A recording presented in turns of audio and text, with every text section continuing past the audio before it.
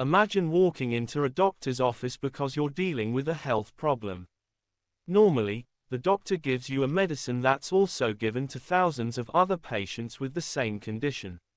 Sometimes it works perfectly, sometimes it helps a little, and sometimes it doesn't work at all or causes annoying side effects. Why does the same drug work for one person but not for another? The answer is simple: our bodies aren't the same.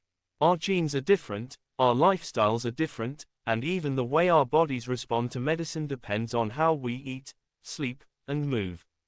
That's where a new idea in medicine comes in, called personalized medicine. It's about treatments designed specifically for you, based on your genes and lifestyle, not just a one-size-fits-all prescription. Think of traditional medicine like buying a ready-made shirt from a store. It comes in sizes like small, medium, or large, and you just hope it fits you. Sometimes it does, but often it's too loose or too tight. Personalized medicine, on the other hand, is like going to a tailor. Every measurement is taken, and the shirt is made to fit you perfectly. That's exactly the idea: treatments that fit your body, your DNA, and your way of life. The goal is to get more effective results, fewer side effects, and save time and money for both patients and healthcare systems. But how does it work? Let's start with genes. The human body has around 20,000 genes, like a biological code written in DNA. These genes determine things like eye color and height, but they also control how our body processes medicine. There's even a field called pharmacogenomics, which studies how genetic differences between people affect the way drugs are absorbed, broken down, and eliminated from the body. Take warfarin, a blood thinner. Some people's genes make them break it down quickly, so they need a higher dose. Others break it down slowly, and a normal dose could cause dangerous bleeding. A simple genetic test can tell the doctor whether you need half the dose, the regular dose, or more. Another example is breast cancer. Some women have a gene called HER2. If that gene is active, a drug called Herceptin works extremely well. If not, the drug won't help at all. In depression treatment, too, genes play a role. That's why some antidepressants work wonders for one person but cause side effects for another. Genetic testing can guide doctors to the right medicine the first time, instead of trial and error. But genes aren't the whole story. Lifestyle matters just as much. Imagine two patients with diabetes taking the same medicine. One eats a healthy diet with vegetables, fruits, and balanced protein. The other eats mostly fried food, sugar, and processed snacks. Guess who sees better results? The healthy eater. Exercise also makes a big difference. It improves blood circulation, reduces insulin resistance, and helps the heart work better, all of which boost the effectiveness of medications.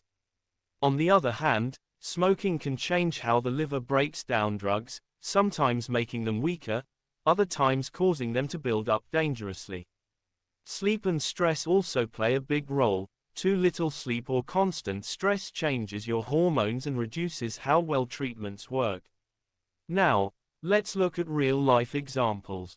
In cancer treatment today, many patients undergo genetic testing of their tumors.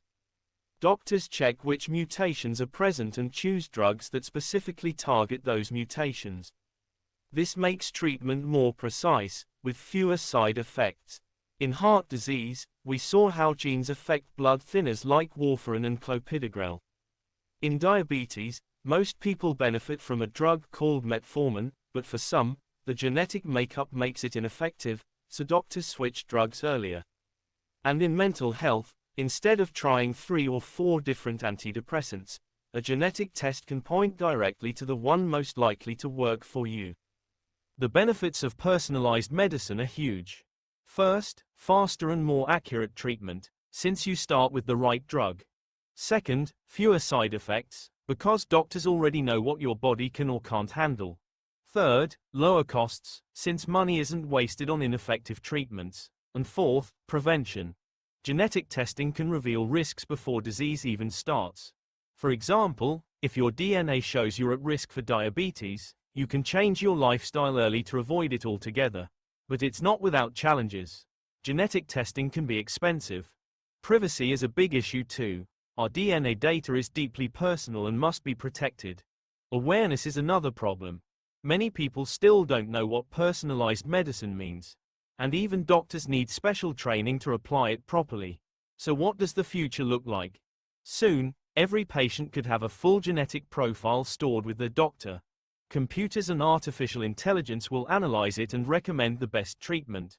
Pharmaceutical companies will design drugs for smaller groups of patients with specific genetic profiles, instead of mass-market drugs for everyone. And lifestyle data, what you eat, how much you move, how you sleep, will be integrated with your genetic information to create a full personal health plan. The bottom line is this: personalized medicine isn't a luxury, it's a revolution. It's the shift from one prescription for all to the right treatment for you. Your genes plus your lifestyle equal your treatment plan. In the future, each of us will have a personal medical map that guides not only treatment, but also diet, exercise, and disease prevention. Today, it might still be limited by cost and access, but tomorrow, it will be the standard of care.